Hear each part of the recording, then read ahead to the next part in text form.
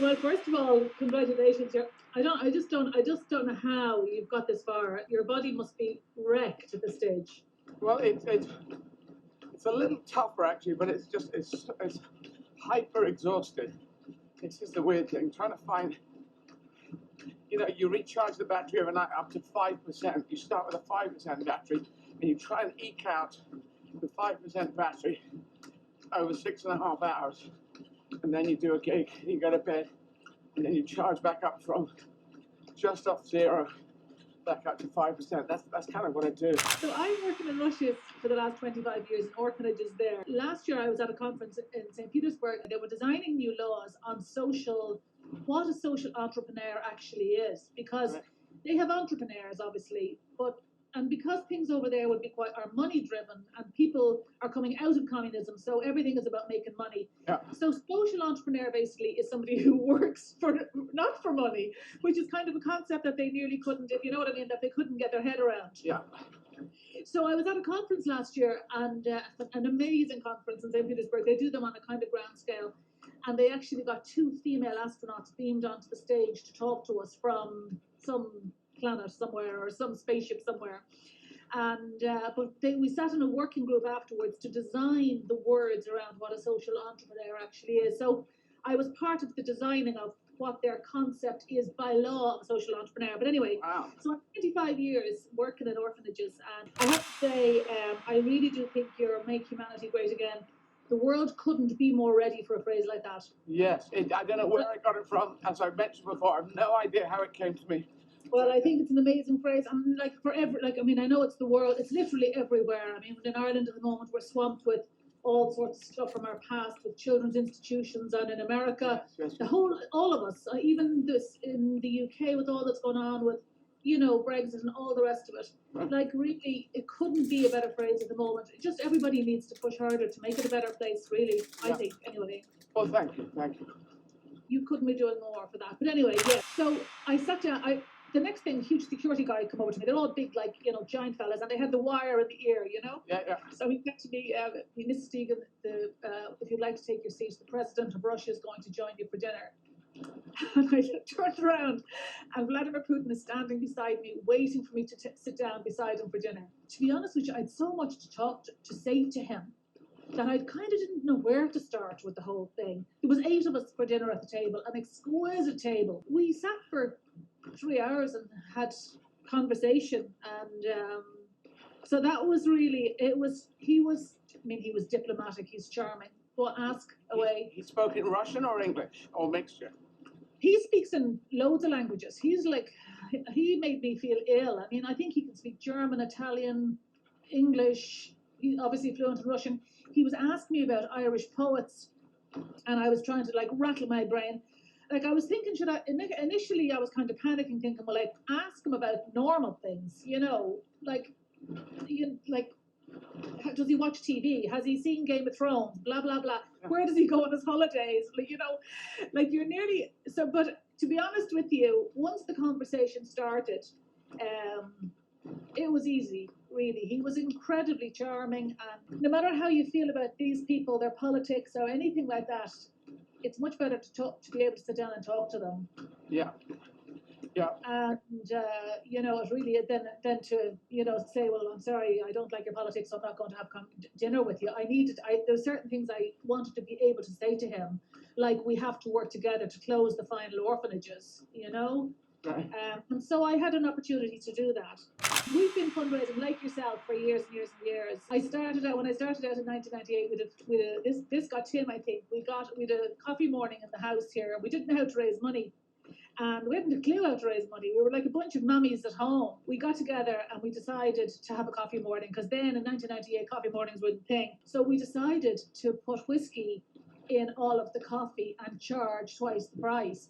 And I'd say probably then, 1998, in Ireland, you could probably drink and drive. And so we made a fortune on the first day. People were buying Irish coffee all day. My house was packed all day. Women stayed till 12 o'clock at night. And that really gave us the kind of the buzz. Once we raised like something like 10,000, I think it was €10,000 on the first day, which we were expecting hundreds.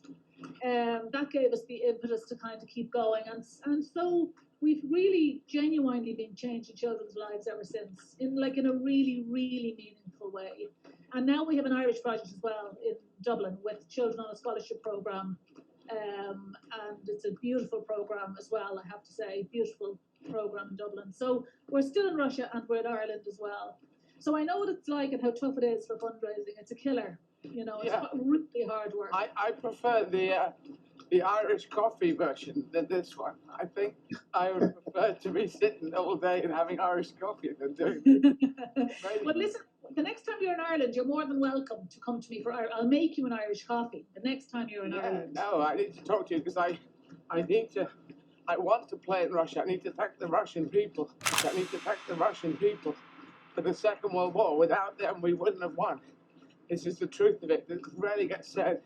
25 to 27 million Russian soldiers die, and it's not Stalin. It's the generals and the particularly the average soldiers.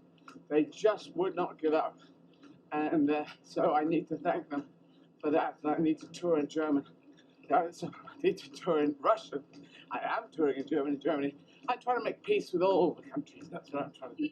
It's so nice of you to say that, Eddie, because most people, I get frustrated at times because I have to listen to negative stuff all the time about Russia. And I totally agree with you. And I had a lovely gentleman in Russia with me many years ago helping us with something.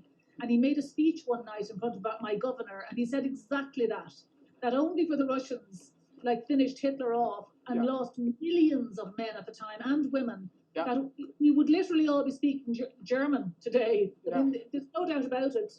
They did change and all the other countries take huge credit for that, but actually the Russians lost so many people, millions and millions and millions. So I'm so glad to hear you saying that. Yeah, and I donate to a charity that looks for bodies, even now, looks for bodies for the Second World War. So I like to give to that charity. And and the way I phrase it is, without the Russian people, we would not have won the Second World War. I look to make connections at a time when, in our country, some people are saying, "Come on, let's break connections. Let's separate out. Let's retreat into isolation." I'm saying, no, the rest of us must make even stronger connections. So it's fantastic what you're doing. So yes, thank you, Debbie. You're welcome. I'll get my Blue Peter badge now for that. Yes, we need to. I need to sit down and talk to you about Russia, because I really do want to be in Russia and playing to Russian people. Eddie, come for dinner to Dublin. Yeah, I can't plan it, but Debbie, we will do it.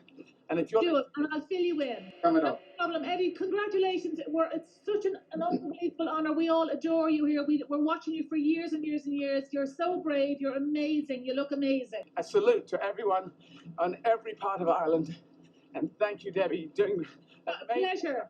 Keep up the good work. Keep up the good work. You're brilliant. Thank you so much for having me on. It's such an honour. Thank you, Tim. Thanks for hosting it. Look at your money. See where your money is. Yes, the money.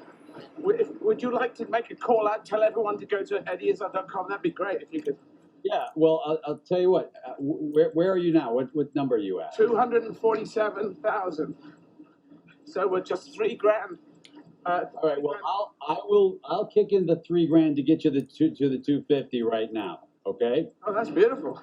So we're at the 250, and I heard Ewan at the very end. I got on at the very end and heard Ewan saying, I think sort of beautifully, you got a lot of money, donate some money. If you don't have a lot of money, don't worry about it. Do what you can. Yeah, I think that's right. It's a very difficult time to ask people to help, but people still want to help and people still want to be involved. And what you're doing, I think, is a beautiful thing. So let's see if we can get people to get this well over the 250 mark and keep going, because it's a lot of worthy causes. Let's make the 21st century the coming of age of humanity, and we should fight for a fair chance in life for everyone. Thank you very much. Make humanity great again. Good night.